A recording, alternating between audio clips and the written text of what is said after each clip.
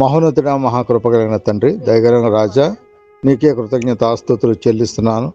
నీకే మహిమయు ఘనతయు ప్రభావాలు చెల్లిస్తున్నాను ప్రభువా. నీ ప్రేమను బట్టి, నీ కృపను బట్టి ఈ చల్లపొద్దున ప్రభు మేమందరము కలిసి మీ సన్నిధిని అనుభవించడానికి మాకు ఇచ్చిన యోగ్యతను బట్టి మీకు వందనాలు. ఎంతమంది బిడ్డలైతే ప్రభు ఈ కాన్ఫరెన్స్లో చేరుకుని ఉన్నారో వారి యొక్క కుటుంబాలు నిశ్చయముగా నాయన నీ సన్నిధిలో నా తండ్రి నిరంతరము ప్రభు నాయన వర్ధిల్లుదురు కాక, నిరంతరము నా తండ్రి నీ యొక్క సన్నిధానంలో ఒలీవ మొక్కల వలె ప్రభు నాయన వర్ధిల్లుదురు కాక. అతి గొప్ప యోగ్యత బిడ్డలకు మాకు అనుగ్రహించండి.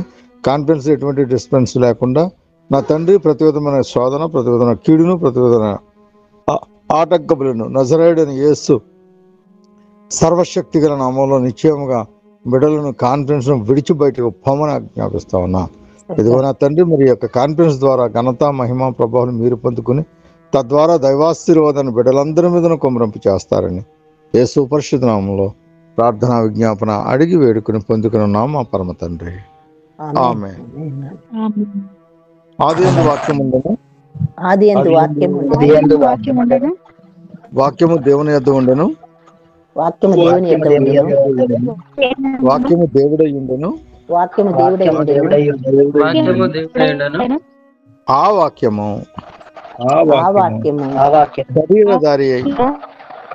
శరీరధారి కృపాశక్తి సంపన్నుడుగా మన మధ్య నివసించెను. దేవునికి స్తోత్రము. అధ్యక్షుడు పాటను మనము ఈరోజు పరిపూర్ణం చేసుకుందాం. అంటే మనం కావాలని ఆపడమే తప్ప ఇక దానికి మన జీవితకాలం యావత్తు మాట్లాడినా ఆ మాటకు మనము పరిపూర్ణమైన అవగాహన తెచ్చుకోవడానికి వీలు పడిన మాట, అంత గొప్ప మాట. మరి కీర్తనకారుడు దావీదు ద్వారా 89వ కీర్తన 27, 28, 29 3 చరణాలు కూడా మరి పఠనం చేయవలసి. కావున నేను అతని నా జ్యేష్ఠ కుమారునిగా చేయుదును, భూరాజులలో అత్యున్నతునిగా నుంచెదను. నా కృప నిత్యము అతనికి తోడుగా నుండజేసేదను. నా నిబంధన అతనితో స్థిరముగా నుండును. శాశ్వత కాలము వరకు అతని సంతానమును, ఆకాశం ఉన్నంత వరకు అతని సింహాసనమును నేను నిలిపెదను. ఆమేన్, ఆమేన్. చాలా చక్కని మాటలు ఇక్కడ మనం మరి కుమారుడి ద్వారా ఆలకించటం అనేది క్రైస్తవునికి ప్రథమ లక్ష్యం. ప్రభు సెలవిస్తున్నాడు యాకోబు పత్రికలో మనం చూస్తున్నట్లయితే ప్రతి ఒక్కరిని కూడా వినుటకు వేగురు పడమంటాడు, మాట్లాడడానికి నిదానించమంటాడు. క్రైస్తవుడి యొక్క లక్షణాలు, క్రైస్తవుడి యొక్క గుణగణాలు మనం తెలుసుకోవాల్సిన వారిగా ఉన్నాం. అయితే ప్రియమైన దేవుని పిల్లలారా, కుమారుడు చదివిన వాక్యము 3 చరణాలు చదివాడు. మొదటి చరణంలో నేను చూస్తున్నప్పుడు, కావున నేను అతన్ని నా జ్యేష్ఠ కుమారునిగా చేయుదును. తండ్రి అయిన దేవుడు తనకు ఉద్దేశాలను తెలియపరుస్తూ ఉన్నాడు. భూరాజులలో అత్యున్నతునిగా మరి నుంచెదను, నా కృప నిత్యము అతనికి తోడుగా నుండజేసేదను, నా నిబంధన అతనితో స్థిరముగా నుండును, శాశ్వత కాలం వరకు అతని సంతానమును, ఆకాశం ఉన్నంత వరకును అతని సింహాసనమును నేను నిలిపేదను అని చెప్పి వాగ్దానం చేస్తా ఉన్నారు. ఈ వాగ్దానము అభిషిక్తుడైన క్రీస్తుని గురించి మాట్లాడే మాటలు. క్రీస్తుని గురించి దేవునికి ఉద్దేశము తెలియపరుస్తూ ఉన్నాడు. ఎందుకు ఇటువంటి ఆలోచన చేస్తాడు అని మనం ఆలోచన చేస్తే, రోమిలికి రాస్తున్న పత్రిక 8వ అధ్యాయము 29వ వచనాన్ని నేనే చదువుతాను. ఎందుకనగా తన కుమారుడు అనేక సహోదరులలో జ్యేష్ఠుడగునట్లు దేవుడెవరిని ముందుగా ఎరుగునో వారు తమ కుమారునితో స్వారూప్యము గలవారగుటకు వారిని ముందుగా నిర్ణయించును అంటున్నాడు.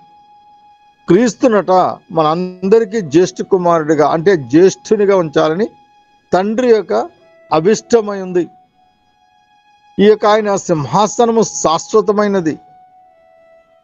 ఆయన కృపతో ఆయన యొక్క సంతానమును అనగా మనందరినీ కూడా ఆయన ఆశీర్వదిస్తాడట, ఆయన దీవిస్తాడట. ఇదిగో నిశ్చయముగా మనలను ఈ లోకములో ఆయన కృపతో మరి నిశ్చయముగా స్థిరపరచబడుదురని ఆయన వాగ్దానం చేసే గొప్ప దేవుడిగా మనకు కనబడుతూ ఉన్నాడు. అతన్ని నా జ్యేష్ఠ కుమారునిగా చేయుదునంటున్నాడు. భూరాజులలో అత్యున్నతునిగా నిలిచేదనంటున్నాడు. తన కుమారుడు రాజుగా ఉండాలని ఆయన కోరుకుంటూ ఉన్నాడు. మనము కలిగి ఉన్నవాడు రాజు అని నమ్మాలి. ఇదిగో నువ్వు భూరాజులను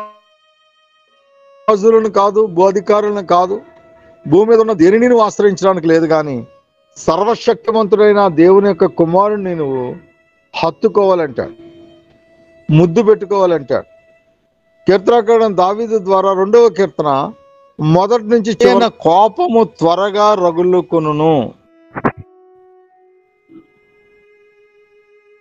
లేని ఎడల ఆయన కోపించును, అప్పుడు వారు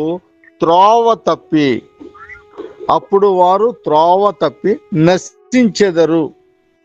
ఆయనను ఆశ్రయించు వారందరూ ధన్యులు. ఇదే మాట ఇందాక సహోదరి చదువుతుంది. ఎవరు ధన్యులు?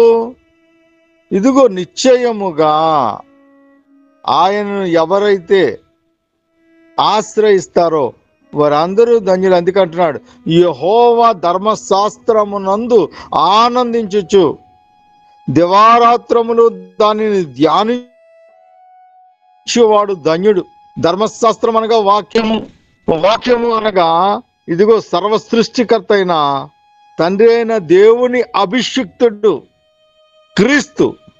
కాబట్టి ఆయనను మనము హత్తుకోవాలి, ఆయనను మనము ఆశ్రయించాలి, ఆయనను మనము ముద్దు పెట్టుకోవాలి.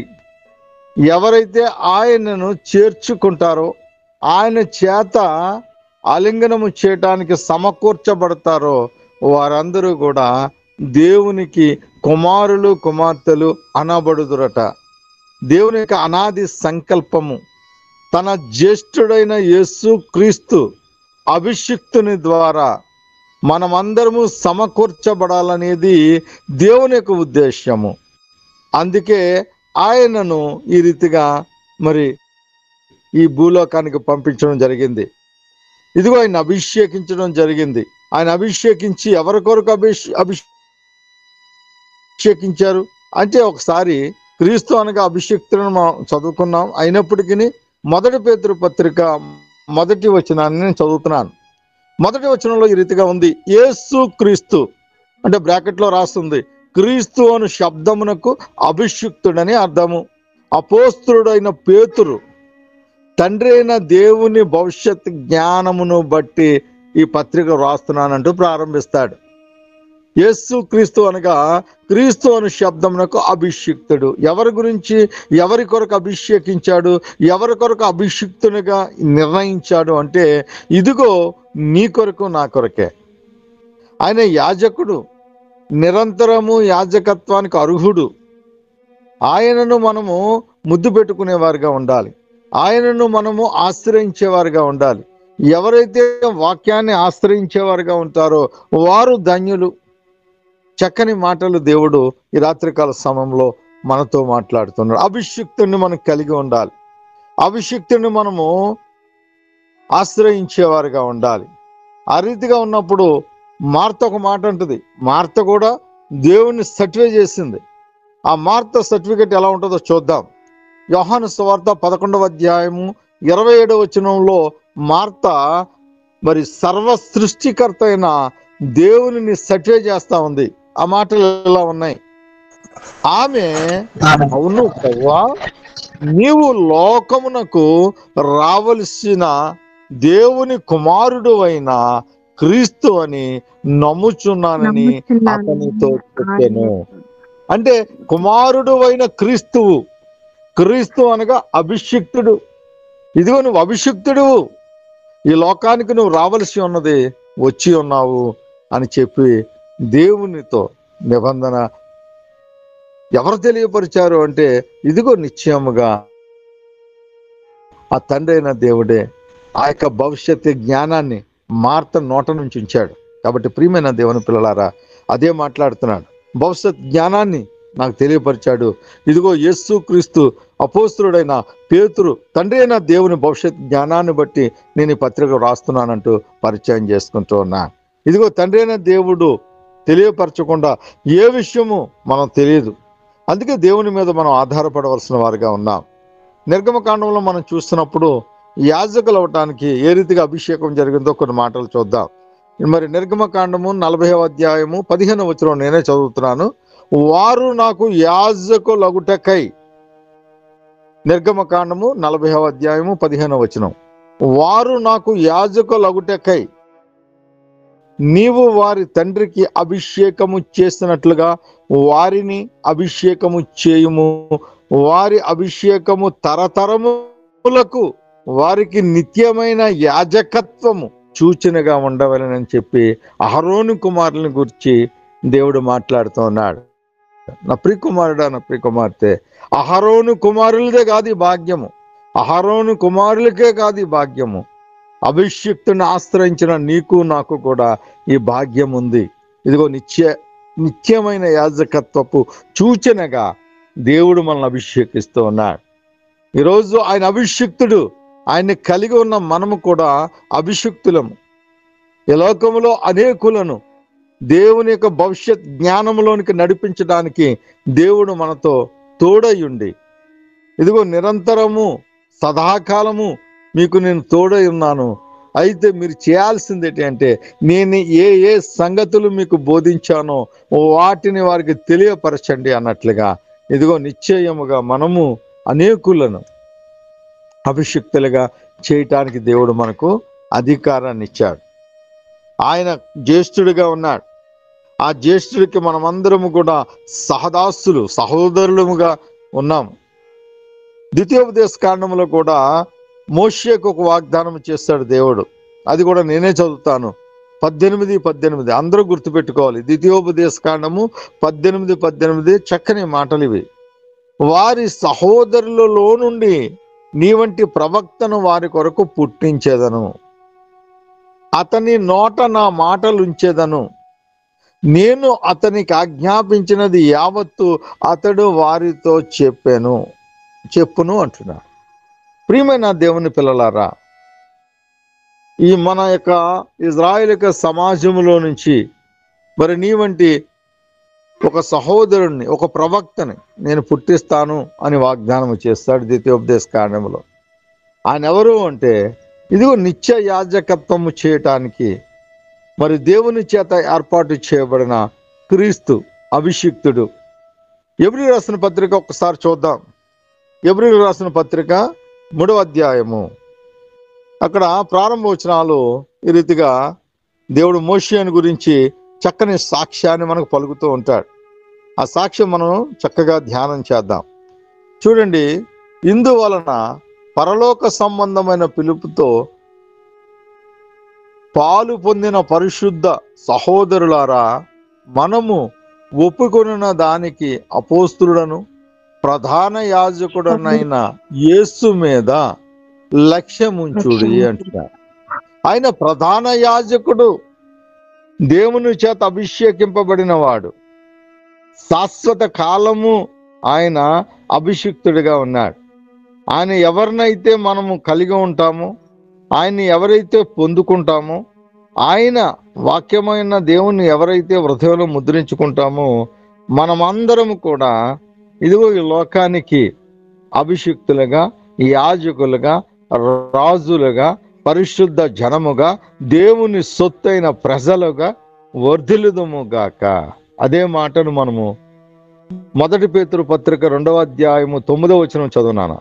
1 పేతురు పత్రిక 2వ అధ్యాయము 9వ వచనం. మీరు చీకటిలో నుండి ఆశ్చర్యకరమైన తన వెలుగులోనికి మిమ్మల్ని పిలిచిన వాని గుణాతిశయములను ప్రచురం చేయ నిమిత్తము ఏర్పరచబడిన వంశమును, రాజులైన యాజక సమూహమును, పరిశుద్ధ జనమును, దేవుని సొత్తైన ప్రజలునై ఉన్నారు.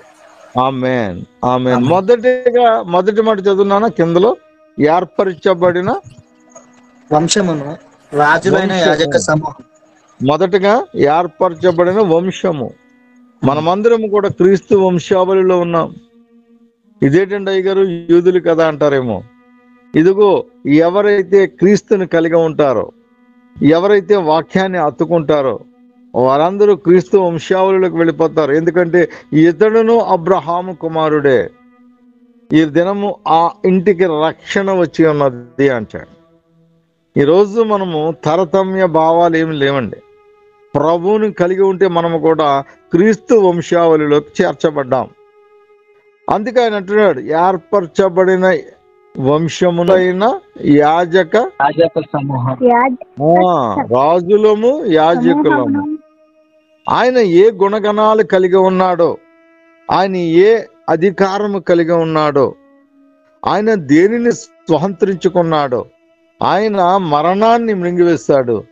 ఇదిగో మనము కూడా మరణాన్ని మృంగివేశాం. ఇదిగో ఆయన పునరుద్ధాన శక్తిని పొందుకున్నాడు. అదే పునరుద్ధాన శక్తిని మనం కలిగి ఉన్నాం. ఈ భూమి మీద ఆయన మనుష్య కుమారుడు, పాపములు క్షమించే అధికారమును కలిగి ఉన్నాడు. ఇదిగో నిశ్చయముగా నీవు కూడా నీ సహోదరుల యొక్క పాపములు క్షమించగలిగే శక్తివంతుడిగా దేవుడు నిన్నుంచి ఉన్నాడు. దేవునికి స్తోత్రము. హల్లెలూయా. ఎంతటి అద్భుతమైన మరి అవకాశాన్ని దేవుడు మనకు అనుగ్రహించాడు. అందుకే యోహాను గారి ద్వారా చెప్తాడు కదా, ఎందరైతే ఆయన నామమందు విశ్వసిస్తారో వారందరికీ దేవుని పిల్లలగుటకు అధికారమును అనుగ్రహించానంటాడు. దేవుని పిల్లలే కాదు, పిల్లలతో పాటుగా అధికారాన్ని కూడా ఆయనకు మనకు ఉచితముగా అనుగ్రహించాడు. మనము క్రీస్తు అభిషిక్తుడు ఏ రీతిగా అయ్యున్నాడో మనము కూడా ఈ లోకానికి అభిషిక్తులము. అందుకే అనేకులను మనం అభిషేకించగలం, అనేకులను మనము దీవించగలము. ఇదిగో ఆనాడు షాలేము రాజు వలె ఇదిగో నిరంతర యాజకత్వము ఆయన మనకు కలిగి ఉన్నవాడు. మనము ఆయన్ని కనుగొన్న వాళ్ళము, ఆయన కలిగి ఉన్నవారము.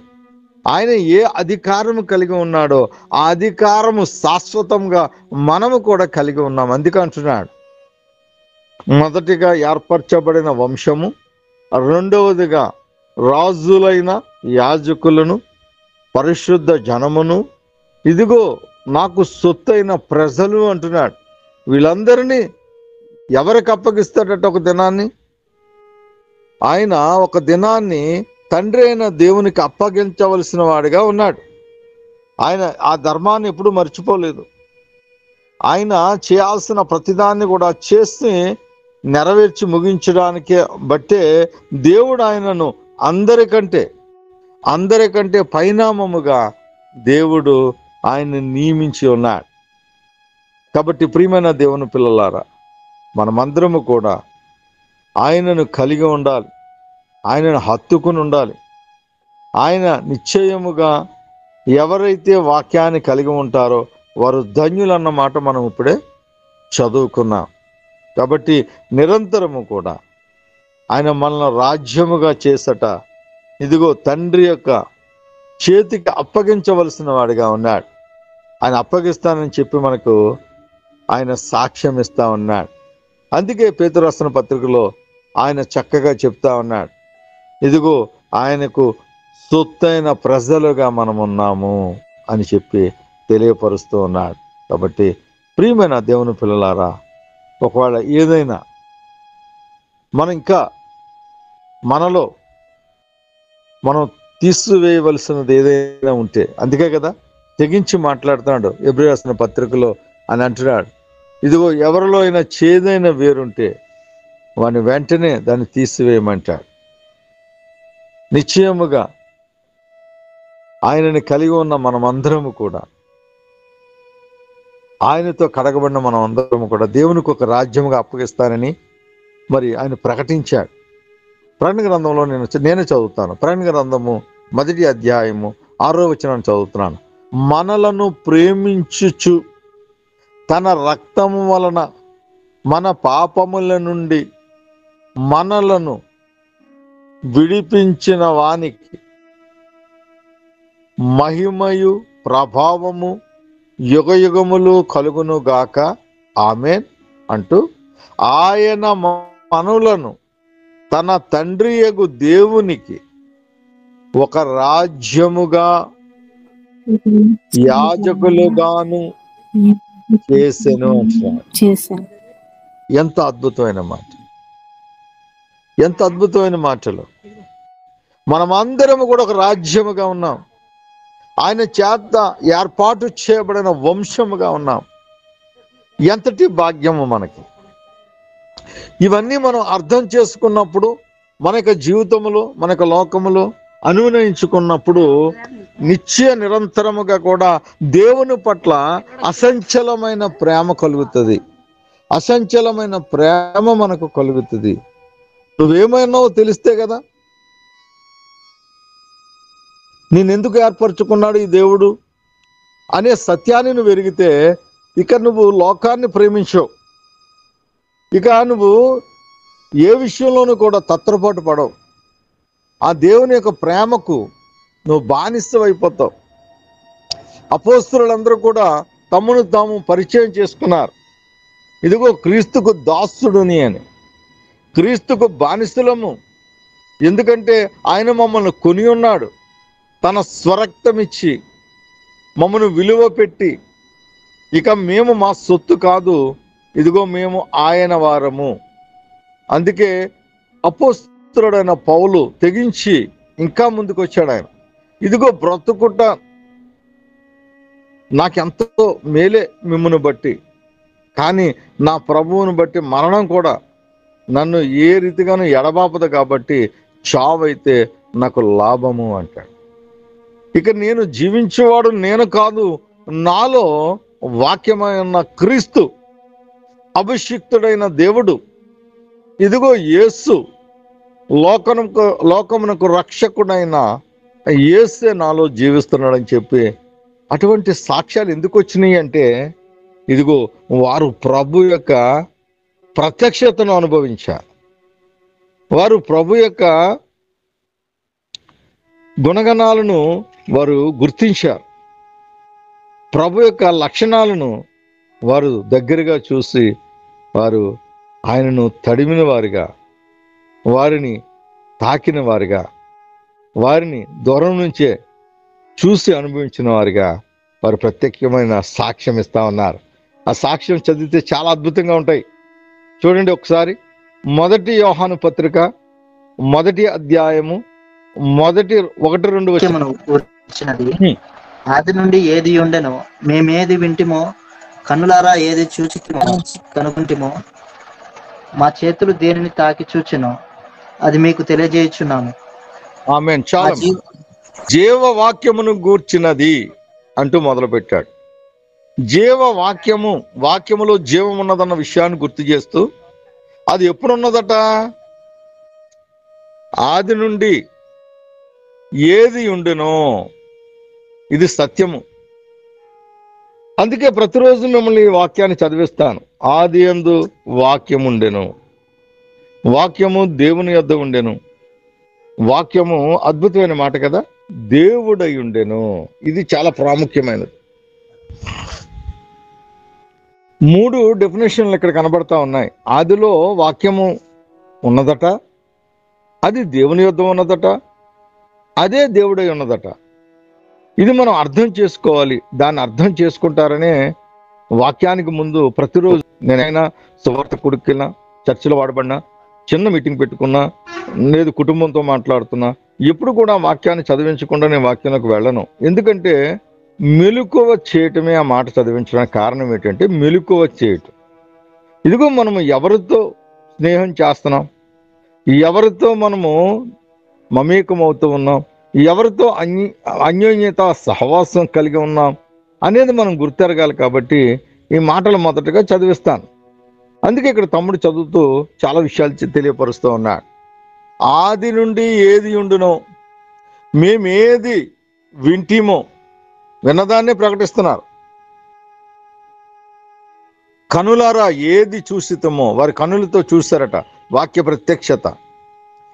ఏది నిదానించి కనుగొంటిమో, మా చేతులు, ఇది చాలా అద్భుతమైన మాట అండి, మా చేతులు దేనిని తాకి చూసెనో. ఈ అనుభవాలు మనకు ఉండాలి. ప్రభు పట్ల మనకి ఈ అనుభవాలు ఉండాలి. యోహాను గారు ఎటువంటి సాక్ష్యం ఇచ్చారో ఈ సాక్ష్యాన్ని మనమందరము కూడా ఎందుకనంటే ఆదియందు వాక్యం ఉందన్న విషయాన్ని మనం గుర్తెరుగుతున్నాం. అలాగే ఆది నుండి ఏది మరి వింటిమో, మనం ఏది విన్నాం, మన పుట్టిన దగ్గర నుంచి ఏది వింటున్నాము, ఆ విన్నదాన్ని విశ్వసించాలి.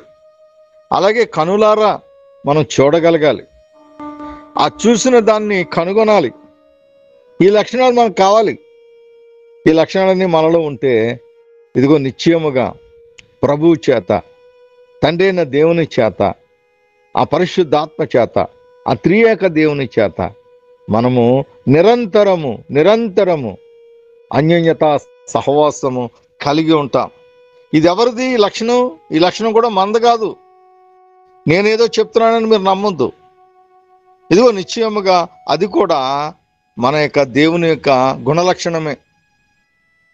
అది మనది కాదు. చూడండి, 3వ వచనం చదువుతున్నాను.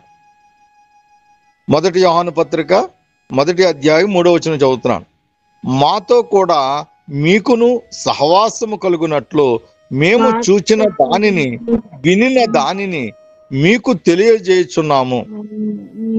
మన సహవాసం అయితే తండ్రితో కూడా ఆయన కుమారుడైన యేసుక్రీస్తు అనగా అభిషిక్తుడు ఆయనతో కూడా ఉన్నది. మన సంతోషం పరిపూర్ణమగుటకై మేము ఈ సంగతులు వ్రాయిచున్నాము అంటున్నాడు. ఎందుకని? ఆయనతో కూడా సహవాసము గలవారమని చెప్పుకొని చీకట్లో నడిచిన ఎడల మనము అబద్ధమాడుచు సత్యము జరిగింపక ఉందుము అంటున్నాడు. ఇదిగో తండ్రి కుమార పరిశుద్ధాత్మలు ఎలా అయితే అన్యోన్యత సహవాసం కలిగి ఉన్నారో మనము కూడా అదే సహవాసము కలిగి ఉండాలని దేవుడు కోరుకుంటున్నాడు. ఇదిగో ఆయనతో మనము మమేకమై ఉండాలి, ఆయన్ని కనుగొనాలి, ఆయన పట్ల మనము విశ్వాసము కలిగి ఉండాలి, ఆయనను మనము ప్రత్యక్షతను కలిగి ఉండాలి, ఆయనను తాకేవారిగా ఉండాలి. ఆయన మనల్ని కూడా ఆయన తాగుతున్నాడు. హృదయం అనే తలుపు నద్దకు వచ్చి ఆయన తట్టుచున్నాడట. ఆయన నిరంతరము మనల్ని తట్టే దేవుడిగా ఉన్నాడు, మనతో కలలో మాట్లాడే దేవుడిగా ఉన్నాడు. ఇదిగో ఒక దినాన్ని యోబు అంటాడు, ప్రభువా నువ్వు ఒక్కమారే మాట్లాడతావు, మనుషులు గాఢ నిద్రలో ఉన్నప్పుడు నువ్వు ఒక్కమారే మాట్లాడతావు అంటాడు. ఇదిగో మనుషులు గాఢ నిద్రలో ఉన్నప్పుడు ఆనాడు యాకోబు అలిసిపోయాడు, నడిచాడు. అన నుంచి తప్పించుకోవాలని ఆశ, తల్లి చెప్పిన మాటకు విధేయత కలిగి తను నడుస్తూ ఉన్నాడు. ఒక సమయం వచ్చింది, ఆ రాత్రి సమయం అయింది. అక్కడ అతను సేద తీరుస్తా ఉన్నాడు. ఒక రాత్రిని తలగడగా ఆశ్రయించి అక్కడే నిద్రించాడు. ఇదిగో గాఢ నిద్ర, అలాగే గాఢాంధకారం, రాత్రి వేళ ఒక స్వప్నము, ఒక దర్శనము, ఒక కళ ఆ యొక్క మూల పురుషుడైన యాకోబు గారు చూస్తూ ఉన్నారు. ఎంత అద్భుతం! ఆకాశమునకు నిచ్చెన అనేక దేవదూతలు ఎక్కుతూ దిగుతూ ఆయన కనబడతా ఉన్నాయట. యాకోబు గారికి ఉన్న భాగ్యం ఏంటి తెలుసా? మొట్టమొదటిగా ప్రభువుని కనుగొని ప్రభుని అభిషేకించిన వాడిగా చరిత్ర పటంలో మిగిలిపోయాడు మన మూల పురుషుడైన యాకోబు గారు. ఎంత అద్భుతం అండి! దేవుని చేత అభిషేకింపబడవలసిన మనము దేవునినే అభిషేకించే భాగ్యాన్ని యాకోబు గారు పొందుకున్నారు. మొట్టమొదటిగా ఆ యొక్క దర్శనాన్ని లేదా స్వప్నాన్ని లేదా కళని చూసినప్పుడు ఆయన ఉదయాన్నే లేచి చాలా కంగారు పడిపోయాడు. ఇది నిజంగా దేవుని యొక్క స్థలమని, ఇది దేవుని యొక్క పరమ ఏదేనని, ఇదే కానాను అని, ఇదిగో నిశ్చయముగా నాకు ఇక్కడ కనిపించిన దేవుడు నన్ను ఆశీర్వదిస్తాడని విశ్వసించి ఏదైతే తలకు మూలరాయిగా చేసుకున్నాడో అదే రాతిని ఆయన నూనెతో అభిషేకించడం జరిగింది. ఎంత ఆశ్చర్యం! అభిషేకము, అభిషిక్తుడు. ఆ రీతిగా మొదటి మానవుని చేత దేవుడు అభిషేకింపబడ్డాడు. అక్కడ కుమారులు అనబడినవారు, వారి యొక్క మనవలు అనబడినవారు. ఈరోజు మన వరకు మనమందరం కూడా అభిషేకించబడిన బిడ్డలుగా వర్ధిల్లుతా ఉన్నాం. కాబట్టి ప్రియమైన దేవుని పిల్లలారా, ఇదిగో అబ్రహాము ఆయన సంహారం చేసి 7 రాజులను ఓడించి ఆయన నిశ్చయముగా మరి సమస్త ధన బలముతో ఆయన తిరిగి వస్తున్నప్పుడు షాలేము రాజు అనబడిన ఆ యొక్క సమాధానకర్త అయిన దేవుడు ఆయన దగ్గర 10వ భాగాన్ని 10వ భాగముగా తీసుకున్నాడు. ఆ 10వ భాగమును ఇచ్చినప్పుడు అబ్రహాము యొక్క గర్భములో ఎవరున్నారట? లేవి ఉన్నట్ట. లేవి ఉన్నట్ట. ఇదిగో లేవి ఎలా ఉంటాడు అంటే, ఇదిగో తండ్రి గర్భములో ఇస్సాకు, ఇస్సాకు గర్భంలో యాకోబు, యాకోబు గర్భంలో ఇదిగో లేవి. లేవి రాకుండానే, లేవి ఆ తరం చూడకుండానే ఇదిగో లేవీల ద్వారా అభిషేకింపబడ్డ ఆ యొక్క యాజక ధర్మాన్ని కొనసాగించవలసిన ఆ యొక్క సమాధానకు అధిపతి అయిన రాజుగా ఆయన మొట్టమొదటిగా 10వ భాగాన్ని తీసుకుని ఇదిగో నిశ్చయముగా ఆ యొక్క అబ్రహామును ఆశ్రయించిన గొప్ప దేవుడిగా మనం కనబడతాడు. కాబట్టి ప్రియమైన దేవుని పిల్లలారా, మనకున్న భాగ్యాలు, మనకున్న ఆ గొప్ప అవకాశాలు దేవుడు మనకి ఏ రీతిగా అందిస్తూ ఉన్నాడు, ఏ రీతిగా మనం కలగజేస్తూ ఉన్నాడన్న సత్యాన్ని మనం ఎంతగా తెలుసుకుంటే అంతగా దేవుడు మనల్ని ఆశ్రయించేవాడిగా ఉంటాడు. దేవుణ్ణి కలిగి ఉండటము ఒక వంతు అయితే, ఆయన ఎరిగి ఉండటం ఒక వంతు. ఆయన ఎరిగి ఉండటము గొప్ప విషయం అనుకుంటే ఆయన్ని తాకేవారిగా ఉండాలి, ఆయన మనము గుర్తించేవారిగా ఉండాలి. అందుకే కదా రాత్రి మనం చదువుకున్న హెబ్రీయులకు రాసిన పత్రిక 7వ అధ్యాయం నేనే చదువుతాను. రాజులను సంహారము చేసి తిరిగి వచ్చుచున్న అబ్రహామును ఎవడు కలుసుకొని అతనిని ఆశీర్వదించునో, ఎవనికి అబ్రహాము అన్నిటిలో 10వ వంతు ఇచ్చునో, ఆ షాలేము రాజును మహోన్నతుడకు దేవుని యాజకుడైన మెల్కీసెదెకు నిరంతర యాజకుడుగా ఉన్నాడు. అతని పేరు మొదట నీతికి రాజనియు తరువాత సమాధానపు రాజనియు అర్థమిచ్చు నట్టి షాలేము రాజని అర్థము. అతను ఎవరట? తండ్రి లేనివాడు, తల్లి లేనివాడు, వంశావళి లేనివాడు, జీవితకాలమునకు ఆది అయినను జీవమునకు అంతమైనను లేనివాడై ఉండి దేవుని కుమారుని పోలి ఉన్నాడు అంటాడు. ఇదిగో నిశ్చయముగా అతడెంత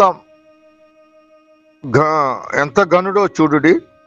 మూల పురుషుడైన అబ్రహామును అతనికి కొల్లగొన్న శ్రేష్టమైన వస్తువులతో 10వ వంతు ఇచ్చెను. మరియు లేవి కుమారులలో నుండి యాజకత్వం పొందువారు తమ సహోదరులు అబ్రహాము గర్భవాసము నుండి పుట్టినను ధర్మశాస్త్రము చెప్పున వారి వద్దకు అనగా ప్రజల యొద్దకు 10వ వంతు పుచ్చుకొనుటకు ఆజ్ఞ పొంది ఉన్నారు. కానీ వారితో సంబంధించిన వంశావళిలో లేనివాడైన మెల్కీసెదెకు అబ్రహాము వద్ద 10వ వంతు పుచ్చుకుని వాగ్దానములను పొందిన వానిని ఆశీర్వదించును అంటాడు. కాబట్టి ప్రియమైన దేవుని పిల్లలారా, ఈయన అభిషిక్తుడు. ఈ అభిషిక్తుని మనం కలిగి ఉన్నప్పుడు నిశ్చయముగా నిరంతరము మనము కూడా దేవునికి యాజక సమూహముగా, దేవునికి సొత్తైన ప్రజలుగా, దేవునికి ఒక రాజ్యముగా మనం చేసి ఉన్నారు. మనకున్న భాగ్యం ఇదే, మనకున్న గొప్ప ఆధిక్యత ఇదే. దీన్ని బట్టి మనం ఎంతగానో ఆనందించాలి. ఇదిగో నిరంతరము మనకు ఆయన ఎటువంటి వాడిగా ఉన్నాడో అదే హెబ్రీయులకు రాసిన పత్రికలో మరి అపోస్తలుడైన పౌలు చాలా వివరంగా చెప్తాడు. ఇది కూడా నేనే చదువుతాను. హెబ్రీయులకు రాసిన పత్రిక 9వ అధ్యాయము 1వ వచనం నుంచి చదువుతున్నాను. మొదటి నిబంధనకైతే సేవా నియమములు ఈ లోక సంబంధమైన పరిశుద్ధ స్థలము ఉండెను. అంటే మోషేతో చెప్పిన మాటలు ఇక్కడ తెలియపరుస్తూ ఉన్నాడు. ఏల అనగా మొదట ఒక గుడారం ఏర్పరచబడిను, దానిలో దీపస్తంభమును బల్లయు దాని మీద ఉంచబడిన రొట్టెలను ఉండెను. దానికి పరిశుద్ధ స్థలం అని పేరు. రెండవ తెర అవల అతి పరిశుద్ధ స్థలము గుడారం ఉండెను. అందులో ఏముందట? దోపార్తియు అంతటను బంగారు రేకులతో తాపబడిన నిబంధనమును ఉండెను. ఆ మందసములో మన్నాగల బంగారు పాత్ర ఉందట. చిగురించిన అహరోను చేతికర్రయు నిబంధన పలకలను ఉండెను. దానిపై కరుణాపీఠము కమ్ముకొనుచున్న మహిమగల కిరేబులుండెను. వాటిని గురించి ఇప్పుడు వివరముగా చెప్పవల్ల పడదు. ఇక దాన్ని వివరించాలంటే ఇప్పుడు అవధాని చెప్పి అపొస్తలుడైన పౌలు తెలియపరుస్తూ ఇక అక్కడి నుంచి యాజక ధర్మం గురించి మాట్లాడుతున్నాడు. ఇవి ఎలాగూ ఏర్పరచబడినప్పుడు యాజకులు సేవ చేయుచు నిత్యమును ఈ మొదటి గుడారం కానీ సంవత్సరమునకు ఒక్కమారు మాత్రమే ప్రధాన యాజకుడు ఒక్కడే రక్తము చేత పట్టుకొని రెండవ గుడారములోనికి ప్రవేశించును. ఆ రక్తము తన కొరకును ప్రజల అజ్ఞాన కృతముల కొరకును అతడు అర్పించును. దీనిని బట్టి ఆ మొదటి గుడారమిక నిలిచి ఉండగా అతి పరిశుద్ధ స్థలములో ప్రవేశించు మార్గము బయలుపరచబడలేదని పరిశుద్ధాత్మ తెలియచేస్తున్నాడు. వాళ్ళకి లేనివాటి భాగ్యం మనకు ఎలా వచ్చిందో చెప్తున్నాడు. ఆ గుడారము ప్రస్తుత కాలమునకు ఉపమానముగా ఉన్నది. ఈ ఉపమాన అర్థమైనతను బట్టి మనస్సాక్షి విషయములోను ఆరాధకునికి సంపూర్ణ సిద్ధి కలగజేయలేని అర్పణములను బలులను అర్పించబడుచున్నవి. ఇవి దిద్దుబాటు జరుగు కాలము వచ్చే వరకు విధింపబడి అన్నపానములతోనూ నానా విధములైన ప్రక్షాళనతోనూ శరీర సంబంధమైన శరీర ఆచారములు మాత్రమై ఉన్నవి. అయితే ఇప్పుడు అభిషిక్తుల గురించి మాట్లాడుతాడు. అయితే క్రీస్తు అనగా అభిషిక్తుడు రాబోచున్న మేలుల విషయమై ప్రధాన యాజకుడిగా వచ్చి తానే నిత్యమైన విమోచన సంపాదించి హత్యకృత్యములు కానిది మేకల యొక్కయో కోడుల యొక్కయో రక్తముతో కాక, ఈ విషయాన్ని గుర్తుపెట్టుకోండి, అండర్లైన్ చేసుకోండి, తన స్వరక్తముతో ఒక్కసారే పరిశుద్ధ స్థలంలోనికి ప్రవేశించెను. దేవునికి స్తోత్రము, హల్లెలూయా. ఈయన మనకు అభిషిక్తుడు. ఆయన కూడా అభిషిక్తులుగా మార్చబడ్డాం. ఇదిగో ఆయన్ని మనము కనుగొన్నాం, ఆయన తాకాం, ఆయన చూసాం, ఆయన అనుభవించాం.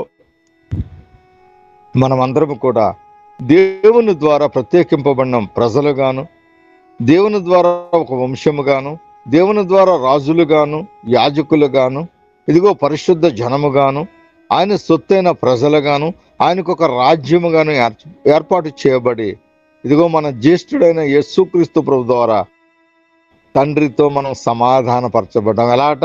ఆయన స్వరక్తము ద్వారా, ఆయన రక్తాన్ని చిందించడం ద్వారా వారికి మనకు ఉన్న విభేదమును కొట్టివేసి మన ఉభయులను మన ఇరువురును ఏకపరిచి ఐక్యపరిచి ఇదిగో దేవునికి మనలను అప్పగింపజేశాడట.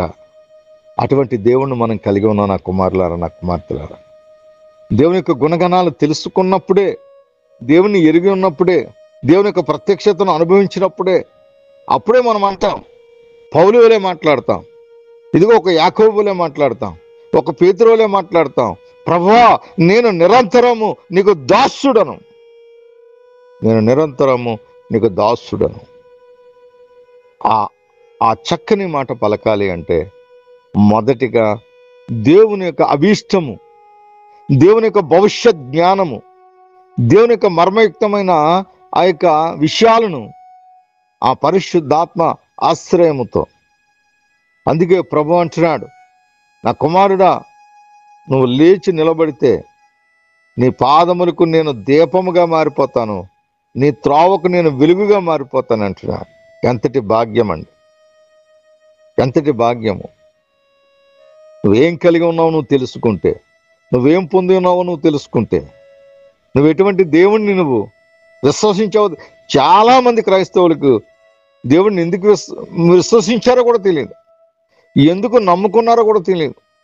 శరీర క్రియల కొరకు, శరీరాచ్ఛల కొరకు, ఈ భౌతికమైన విషయాల కొరకు, ఈ యొక్క శాశ్వతము కాని ఈ యొక్క పంచభూతాల కొరకు, ఈ యొక్క 70 కాలాల జీవిత కాలము కొరకు వారు దేవుడిని ఆశ్రయిస్తూ ఉంటారు. చాలా విచిత్రంగా ఉంటుంది. దేవుణ్ణి మనం ఎందుకు ఆశ్రయించాలి అంటే, ఇదిగో నిశ్చయముగా నువ్వు పుట్టక ముందు నా కుమారుడా అర్థం చేసుకో, నువ్వు పుట్టక ముందు ఈ లోకం ఉందని నీకు తెలియదు.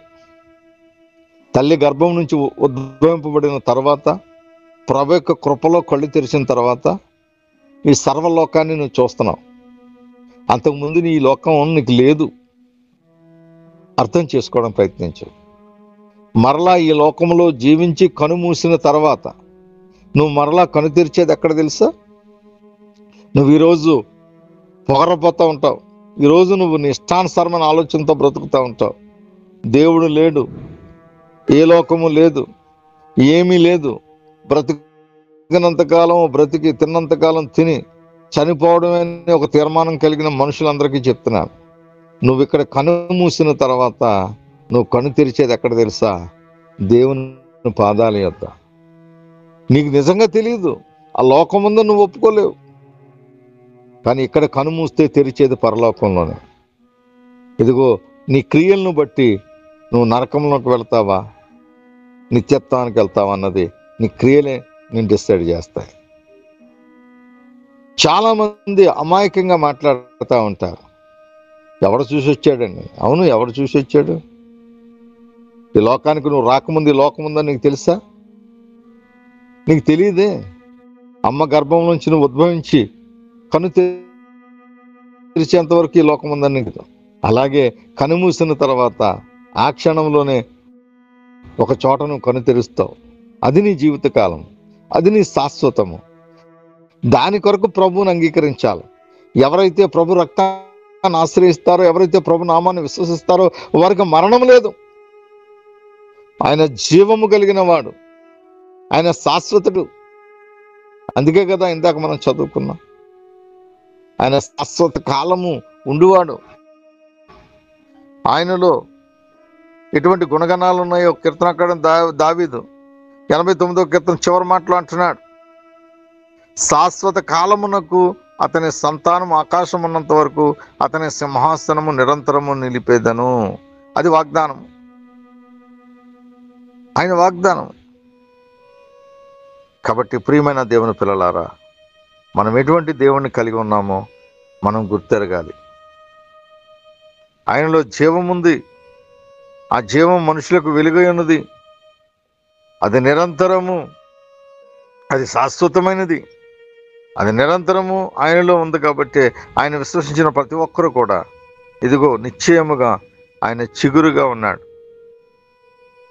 ఆయన చిగురుగా ఉన్నాడు. చివరికి ఒక్క మాట చదువుకుని నేనే చదువుకుని మనం ప్రార్థన చేసుకుందాం. జకర్యా గ్రంథం 6వ అధ్యాయం 12వ వచనం చదువుతున్నాను. జకర్యా గ్రంథము 6వ అధ్యాయం 12వ వచనం చదువుతున్నాను. అతనితో ఇట్లనుము, సైన్యములకు అధిపతియగు యెహోవా సెలవిచ్చినదేమనగా, చిగురు అను ఒకడు కలడు, అతడు తన స్థలములో నుండి చిగుర్చును, అతడు యెహోవా ఆలయమును కట్టును. అతడు యెహోవా ఆలయమును కట్టేవాడిగా ఉన్నాడు. ఎవరా చిగురు అంటే, ఇదిగో ఆయన నిరంతరము చిగురించేవాడు, ఆయన నిరంతరము జీవించేవాడు. ఆయనే క్రీస్తు, ఆయనే అభిషిక్తుడు, ఆయన దేవునికి ఆలయము, ఆయనకు దేవునికి ఆలయము. ఈరోజు దేవుని కొరకు నిర్మించుకున్న ఆలయాలు పాడైపోతూ ఉన్నాయి. అందుకే ప్రభువారు కోపగించారు. నా తండ్రి ప్రార్థనా మందిరాన్ని, నా తండ్రి ఇంటిని దొంగల గుహగా మార్చారంటే, అక్కడ రోకలు అమ్మేవారిని, పావురాలు అమ్మేవారిని, గొర్రెలు అమ్మేవారిని, వారందరినీ కూడా పడగొట్టి త్రోసివేసి వాళ్ళందరినీ వెళ్ళగొడతాడు. ఇది నా దేవుని మందిరము, ఇది ప్రజలందరికీ ప్రార్థనా మందిరం అనబడను అని చెప్పి ఆయన డిక్లేర్ చేస్తాడు. అయితే అది యెరూషలేములో ఉన్న ఆలయం కొరకు కాదు, కానీ ఇదిగో నిరంతరము దేవునికి, జీవము గల దేవునికి ఆలయాలుగా వర్ధిల్లుతున్న మన కొరకే దేవుడు మాట్లాడుతూ ఉన్నాడు.